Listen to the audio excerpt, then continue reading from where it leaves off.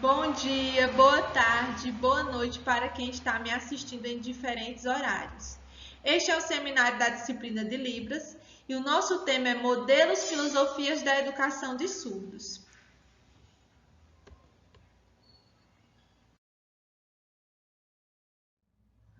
Somos alunas da Universidade Federal do Vale do São Francisco, licenciatura em Pedagogia. Nossa orientadora é Maria Nacélia. E as discentes desta equipe são Andresa Viana Macedo, Maria Verlândia Cavalcante dos Santos, Maria Aparecida Feitosa de Oliveira e Thalita Carvalho Ribeiro, Polo Santa Filomena.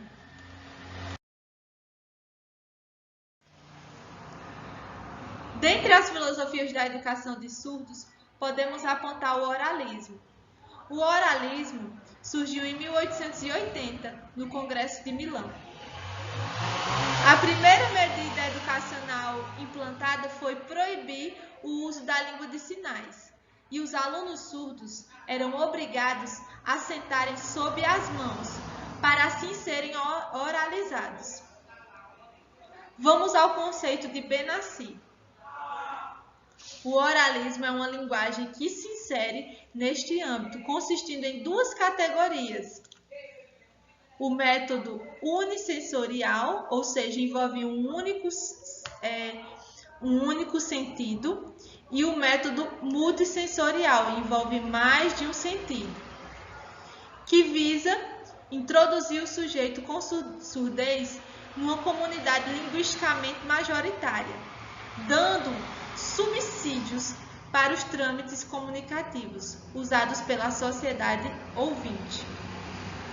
Então, podemos depreender dessa citação que o principal foco do oralismo era desenvolver a fala dos alunos surdos e assim fazer com que eles convivessem com a sociedade ouvinte.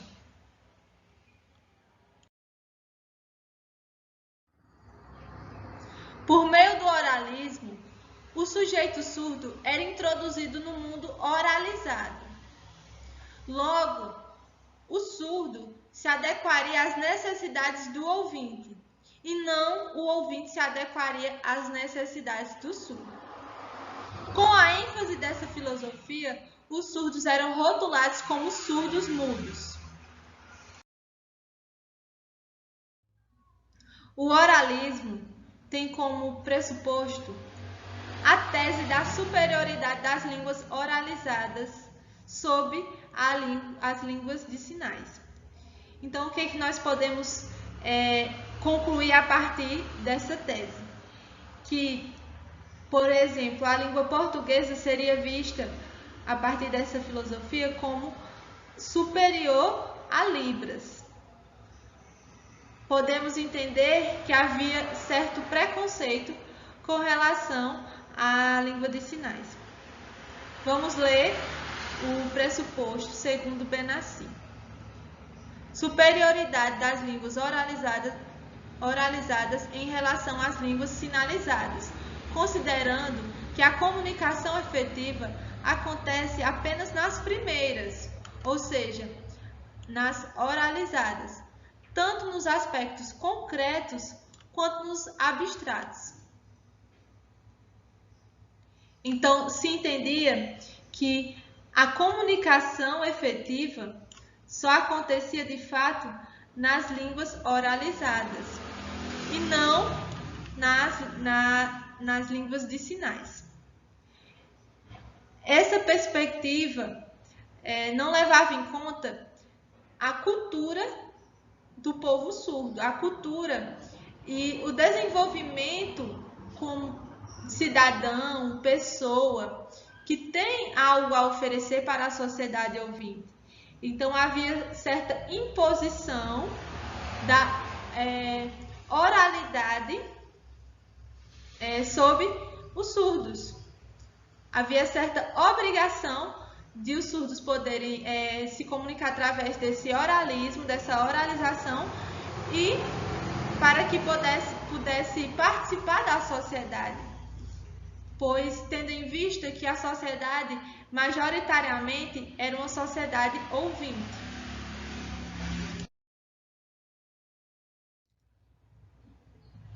Pontos do oralismo que podem ser ressaltados são o processo de oralização, que consiste em técnicas, como por exemplo, o treinamento auditivo, o desenvolvimento da fala, a leitura labial, para que o surdo seja oralizado.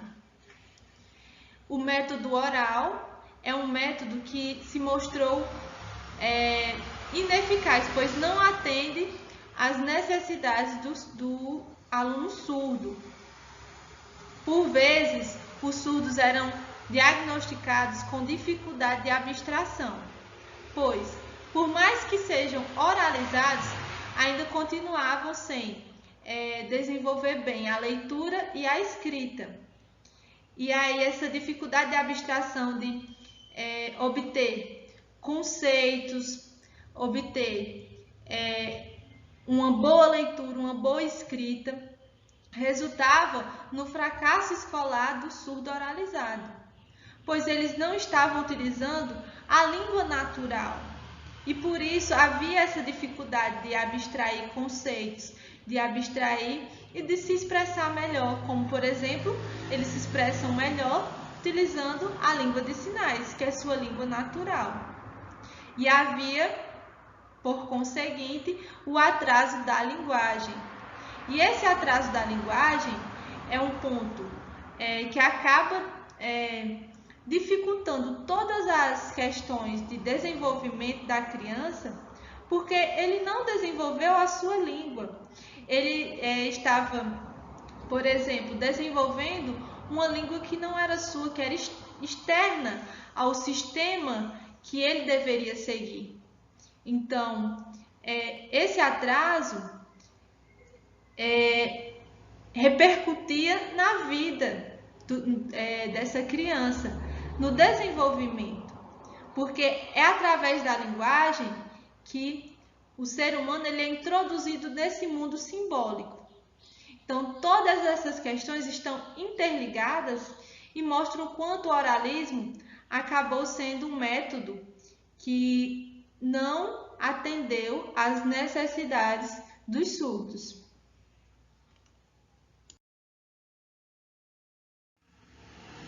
A partir de agora, iremos analisar os pontos positivos e os pontos negativos do oralismo. Dentro dessa filosofia, os pontos positivos esperados por quem a seguia era o desenvolvimento cognitivo e linguístico do surdo, ou seja, que ele escrevesse e lesse de forma mais fluente a língua portuguesa, no que se refere à língua portuguesa. Também a possibilidade do surdo se comunicar com pessoas que não sabem Libras, dele se movimentar nas esferas sociais, sendo bem compreendido pelos ouvintes. Era o que era esperado por quem seguia essa filosofia. Como pontos negativos, podemos observar que a surdez é vista como uma patologia a ser curada, através da oralidade, a ser superada, ao abandono da língua de sinais e à imposição da necessidade de falar. Dentre outros pontos negativos, como a dificuldade de abstração, pois ele não se expressa da forma natural, de forma natural. Então, são vários pontos negativos que acabam influenciando na vida do surdo, pois havia uma visão de um rótulo que fazia com que o surdo não fosse bem incluído na sociedade, mas que ele tivesse que se adequar à sociedade majoritariamente ouvinte. Comunicação total. A comunicação total foi desenvolvida em meados de 1960, após o fracasso do oralismo. Após esse fracasso, educadores começaram a utilizar o oralismo com a língua de sinais como uma alternativa de comunicação. Ou seja, a comunicação total trabalha a língua oral e a sinalizada, denominando esta forma comunicativa de bimodalismo, que é um dos recursos utilizados por essa filosofia no processo de aquisição da linguagem pela criança e na facilitação da comunicação entre surdos e ouvintes. A comunicação total, ela defende a utilização de qualquer recurso linguístico, seja a língua de sinais, a língua oral ou códigos manuais, para facilitar a comunicação entre as pessoas.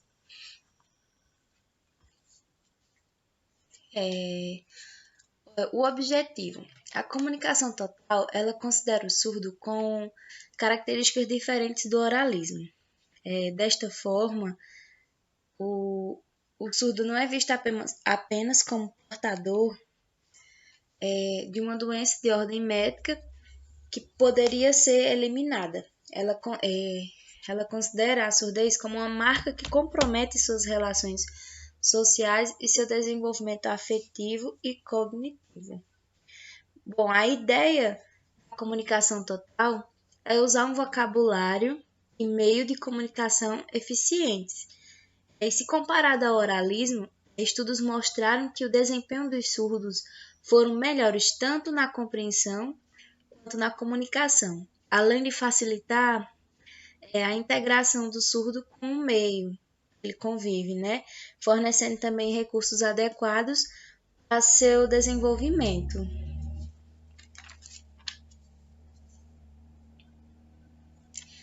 Bom, os métodos utilizados.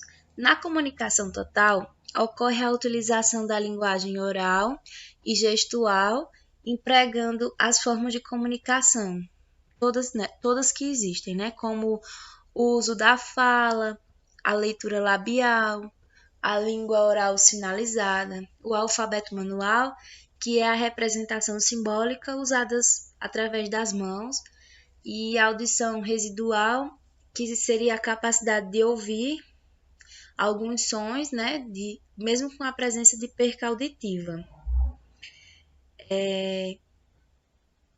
Temos também, na comunicação total, utiliza muito o uso do alfabeto manual para se chegar a uma comunicação com os ouvintes, também conhecido como alfabeto dactilológico, que seria o português sinalizado. Essa filosofia, diferente do oralismo, aborda claramente o surdo como uma pessoa normal, permitindo essa forma de aquisição e desenvolvimento normais da linguagem. Como todos sabemos, a língua de sinais é muito importante e ela atua no processo de emancipação, transformação, construção social de pessoas surdas e também da escola em que convive, Por exemplo, a escola ela tem um papel muito importante para o aluno surdo, inclusive seus familiares. Por quê? Porque elas permitem aos surdos partilhar e ampliar o conhecimento social deles e também trabalhar exercendo a cidadania. Olá, me chamo Thalita Carvalho e irei dar continuidade à apresentação da minha amiga Averlândia. A comunicação total, ela trabalha simultaneamente com a língua oral e a sinalizada, denominando essa forma comunicativa de bimodalismo. Porém, há uma diferença entre a comunicação total e o bimodalismo, porque a comunicação total, ela não é uma técnica específica. Muitas formas de trabalho podem ser adotadas, pois é uma filosofia, um estilo de trabalho que na concepção original privilegia a criança surda nas suas necessidades e aceita qualquer forma de comunicação da criança. Já o bimodalismo se refere à forma pela qual a língua é apresentada à criança, que é por meio da língua oral, acompanhada com sinais, que se espera que a criança venha a desenvolver suas habilidades linguísticas, sendo feito todo um trabalho de aproveitamento de restos auditivos e de fala. Pontos positivos e pontos negativos da comunicação total. Pontos positivos. Foi notado um aumento na participação das crianças surdas em conversas com seus professores e seus familiares, de modo que jamais havia sido visto desde a adoção do oralismo. Dado que começaram a criar seus próprios sistemas de sinais, e essa criação de novos sistemas de sinais teve como característica mais importante o fato de que a ordem de produção dos sinais sempre segue a ordem da produção das palavras da língua falada, da comunidade ouvinte, produzidas simultaneamente. Já os pontos negativos foi considerado um método confuso, os alunos tinham sérios problemas para expressar seus sentimentos, ideias em contextos extraescolares, e além disso havia a proibição dos usos de sinais. Um esforço muito grande do aprendiz para as habilidades de escrita, e o rendimento dos alunos continuava muito baixo. Dando continuidade à apresentação das minhas colegas, eu vou falar um pouco sobre o bilinguismo, né? O bilinguismo ganhou força nos início dos anos de 1960 nos Estados Unidos da América e foi implementado em 1979 em Paris, quando Danielle Bovet iniciou a sua primeira turma bilíngue, em que a língua gestual francesa foi ensinada como a língua materna dos surdos e a língua francesa como a segunda língua. Bilinguismo para surdos e o processo de ensino da leitura e da escrita. O bilinguismo percebe o surdo de forma diferente do oralismo e da comunicação total, pois nessa filosofia o surdo não necessita almejar uma vida igual à do ouvinte, podendo assumir sua surdez formando uma comunidade com cultura e língua. A origem do bilinguismo se dá pela insatisfação de surdos com a proibição da língua de sinais e a mobilização de diversas comunidades em prol do uso dessa língua, aliado aos estudos linguísticos comprovando o status dessa língua, utilizando a surdez para denominar um grupo linguístico e cultural e para denominar um grupo por condição física e a falta de audição. O bilinguismo tem como foco principal os surdos, atendendo-os em sua língua, cultura e aceitando sua forma de agir e pensar. Quando se fala de bilinguismo no campo da educação de surdos, relata-se a existência de duas línguas nesse ambiente, ou seja, a língua oral dos ouvintes, no caso do Brasil, o português brasileiro, e a língua de sinais, no caso dos surdos do Brasil, a Libras. O surdo como sujeito bilíngue, direito das crianças surdas. Aqui na primeira imagem, né, a gente está vendo uma mãe segurando um bebê e pronunciando em português a palavra gato. E aqui também com gestos, né, com a língua de sinais, gato. Defende que ambas as línguas, a língua de sinais e a língua oral, sejam consideradas para os surdos diglossicamente sem que uma prejudique a outra, tendo como objetivo principal do enfoque bilíngue que o surdo saiba comunicar-se pelas duas línguas. Acredita-se que, por intermédio da língua materna do surdo, língua de sinais, este pode desenvolver-se linguisticamente e cognitivamente sem enfrentar tantas dificuldades. A filosofia é de postura política, cultural, social e educacional, não se resumindo apenas à aquisição de duas línguas.